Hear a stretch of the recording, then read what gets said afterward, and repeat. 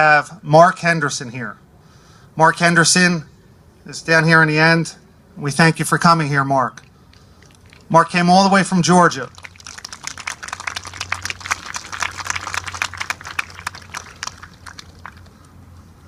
The students raised a lot of money to help to bring him here, and we also always can count on our friends, the Russo family, and we thank you. We were able to bring Mark Henderson here from Georgia. Ashley was born in Louisiana, and then she went to high school here in New Jersey. In fact, she went to Montgomery High School, and we have her principal, Mr. Paul Papaduke, here. We're very thankful to have Mr. Papaduke.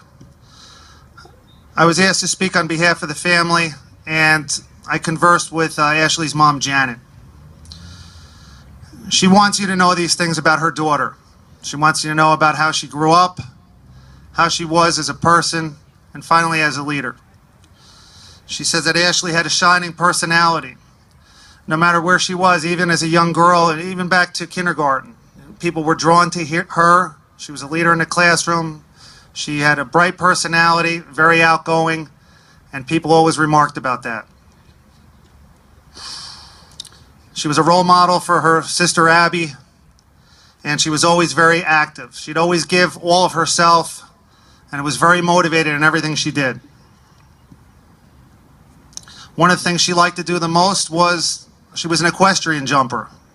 She put her all into that, and she really excelled. She also had, if you can relate to this, you like pets, Ashley had a little dachshund. She had two at a point in her life, Carlos and Oscar, or Charlie and Oscar.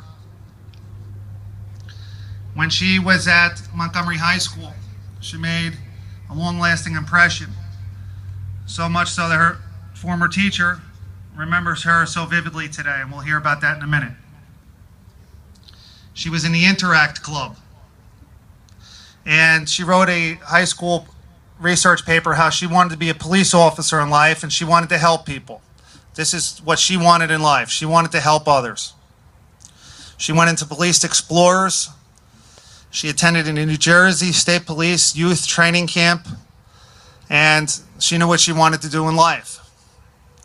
At some point, her parents relocated to Georgia, and Ashley went to the University of Georgia. She was a great fan of the Georgia Bulldogs, and she was there when the World Trade Center was attacked.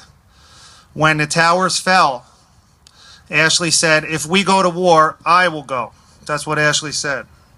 And she put her all into the ROTC. Ashley was the first female battalion sergeant major in the ROTC. Not too long afterwards, she would deploy to Iraq on December 7th, her mom's birthday.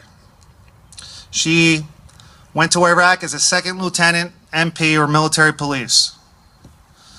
As I stated a little bit earlier, as a lead-in, Ashley,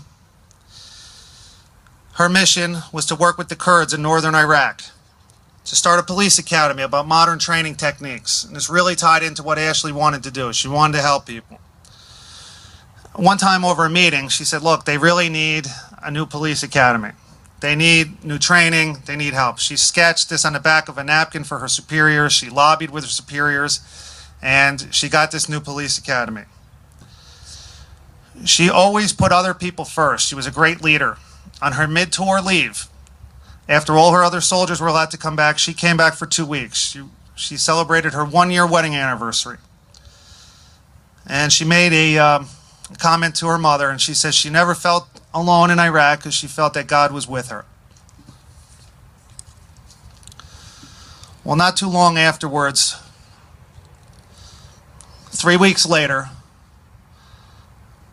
when Ashley was driving in her vehicle, she was killed in an IED attack. She was only 23 years old and 9 months. She's one of those people that Major General Martin talked about that didn't get to live the rest of her life. But she knew she wanted to sacrifice for our country, and she wanted to help. Her memory lives on in us. Her memory will continue to live on with us when we remember her on Memorial Day. Her message of always treating others well, leading by example, taking care of others, treating others the way she wanted to be treated, made her so respected that her soldiers have never forgotten her. In fact, one of the soldiers that she commanded in Iraq, Samantha, is here today. Samantha is so touched that she didn't know if she'd be able to get through the speech either. This is the impact that Ashley had on others. Along with that, another organization wanted to honor Ashley. They have a service dog here. It's going to go help, I believe, members of the military coping with PTSD, different problems, and so forth. And they named the dog after Ashley. Ashley's memory lives on in us. At this time, we ask our two representatives to bring forth the wreath for Ashley. Bring that to the podium now.